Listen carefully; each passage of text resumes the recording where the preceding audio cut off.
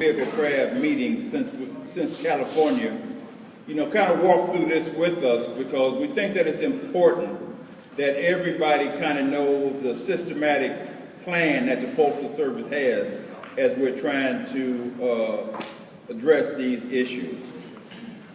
So with the California case, then we received notification, and it was right before the August 2012 National Convention, that the Postal Service was considering to do a PVS conversion in the state of California to HCR, and they originally blamed it on the California Air Resource Board decision that all trucks had to be in a certain compliance. And what they did was that they said that it costs too much money to retrofit the trucks. I think each retrofit of the trucks was about $3,000. And so what the union said is that we were willing to pay for that out of the works sourcing fund. In the 2010 contract, everybody that's sitting here forgoed one COLA.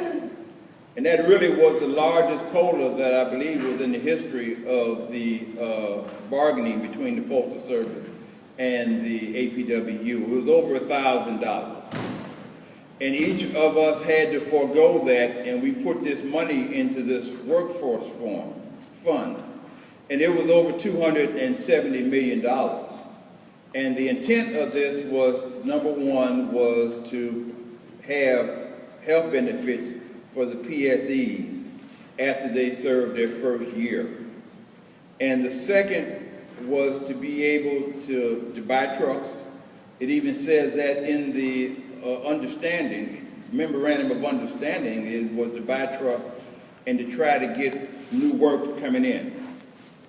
So what the union said is that we were willing to take this money and to invest in the retrofit of the trucks. And the Postal Service said no. The only thing that could be used for that fund was to bring work back in-house as opposed to trying to keep work in-house. So it made no sense because what they were saying was that if all of the work in California was gone, then maybe they would look at buying equipment to bring the work back in-house, and it was totally made no sense. But anyway, what the union did is we filed a dispute under Article 32.1b. And Article 32.1b is the significant impact portion of Article 32.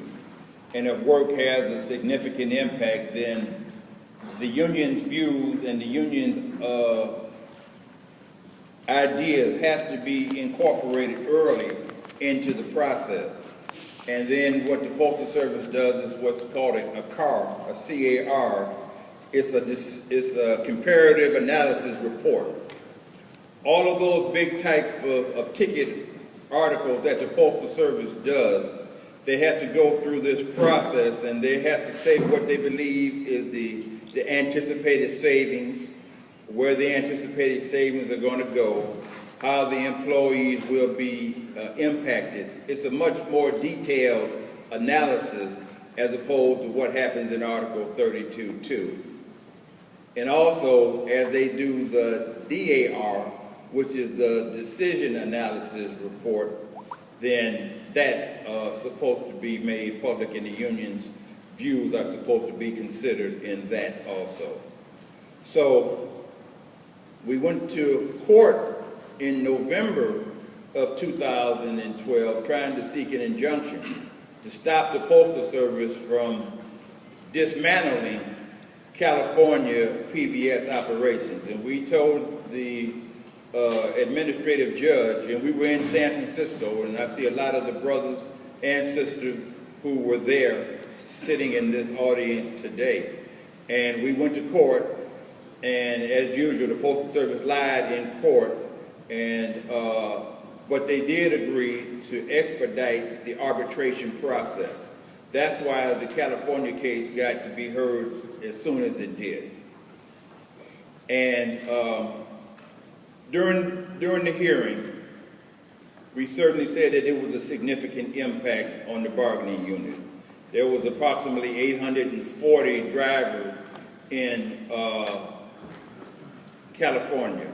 There were some administrative clerks and some clerk vehicle dispatchers that were all going to be impacted by the decision to contract out California.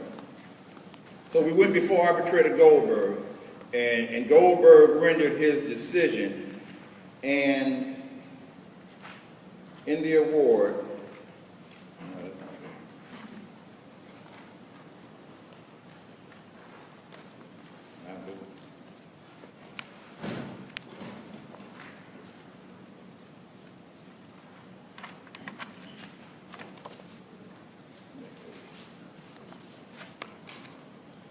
okay, on the award summary, this is what's important to remember about the California case. Goldberg says is that Article 32(1)B applies to the proposed California mode conversion.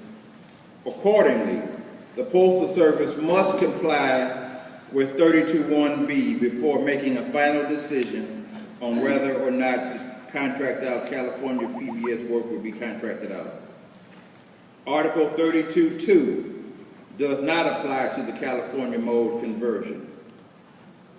The Memorandum of Understanding regarding contracting out or insourcing of contracted services applies to all contracting out of highway transportation work, including that controlled by Article 32(2). And this was a big one, because what the Postal Service said was that the MOU that talks about a fair cost comparison of all reasonable costs, and hopefully some of you are using that even in your local grievances. But what it talks about is that after a fair cost comparison of all reasonable costs, if we can do the work cheaper, we get the work. And the Postal Service had taken the position that that didn't apply to PVS, and it definitely didn't apply to Article 32(2). And Goldberg said it did, that there was nothing that was in the negotiations, or there was nothing to support the fact that PVS was included in that also. And in the fourth part of it, it says that the fair cost comparison of all reasonable costs is to be made at the times called for in Article 32 in an Article 32(1)B proceeding at the time the comparative analysis report is being developed in an Article 32 proceeding within 45 days of the Postal Service furnishing the union with the information called for by Article 32(2)C. Now, this is the reason that the Postal Service is catching a lot of problems trying to move forward. It's because of the language that Goldberg set forth in this California decision. The Postal Service had their plan, and they would have, I don't know how far they would have been down the road, but they would have certainly been further down the road than they are now. But the decision that Goldberg made in the California case has been very beneficial to the motor vehicle craft. And also, what was a part of that was the PVS pilot MOU. And, you know, I see some of my good friends out there, and you've known the struggles that we've gone through with the PVS pilot MOU ever since it was signed in January of 2009. And this is the amended work rules that allows the Postal Service to come up with split shifts, some duties that can be performed in the clerk craft and other crossing of craft duties. And this MOU was developed, and, you know, for those who don't know about it, I'm talking to you, because, you know, a lot of us have lived through this stuff, so, you know, I don't want to bore Kevin Meyer with it, but, you know, we need to go through it for those who are here for the first time and haven't been along in this process as long as we are. The Postal Service has taken the position, and this has been some years now, that there's not 8 hours of continuous work in PVS. They say that the majority of PVS duties are the morning dispatches and the evening closeouts. Some of the other duties that we do in the course of the day, they say that can be done at different times, and it's not necessary to have all of that work done at the same times on those schedules. So that they've said is that there is a lot of standby time and there's a lot of downtime. And in order for the PVS operations to be more desirable to the Postal Service, then they needed to have some attempts or some way to try to either combine duties, either to address the standby time or to address how the overtime and those types of things were going to be handled. Or else we were on the chopping block. We've been on the chopping block in PVS ever since about 2000. The BPI, the zero base, whatever they want to call it, next week, is that they've been doing different types of studies and different types of initiatives in order to try to find ways to either to make PVS more efficient or either to get rid of PVS in certain locations altogether. So, that's the fight that we've been in, and granted that the PVS pilot MOU certainly was not well received by the motor vehicle craft officers from 2009, but we put it back in play in the California case because we knew that at least that would make management have to go back and look at other ways to try to make PVS efficient as opposed to just going through contracting out. So the Postal Service in the California our case said is that the parties had agreed to eliminate the PVS pilot MOU. And our position was that we hadn't agreed to eliminate it. There was about 21 sites that we had announced that we were going to discontinue the pilot in those 21 sites. And the reason that there was even an agreement to do that was because the Postal Service was under the impression is that the benefits that they got out of the 2010 negotiations and contract, the PSEs, the nifty duty assignments, were going to be enough so that they didn't need to have the pilot anymore. That was going to get enough savings in PVS so that they didn't need it anymore. So Bob and Patrick Devine agreed by letter that they were going to discontinue them in those 21 sites that were presently operating under the PVS pilot MOU. And so they took the position that that agreement to discontinue in those 21 sites was going to be the agreement to discontinue the PVS pilot program, period. So we had to go back in front of Goldberg on the issue, was the PVS pilot MOU discontinued?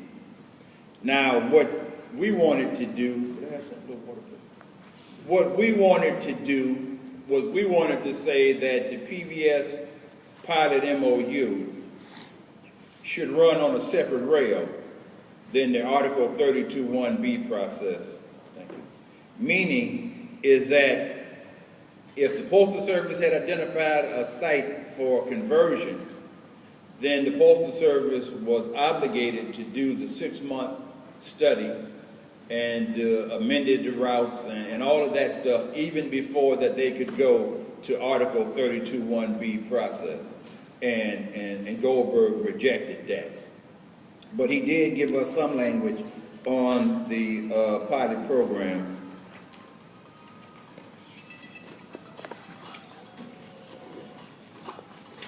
And this is the award summary.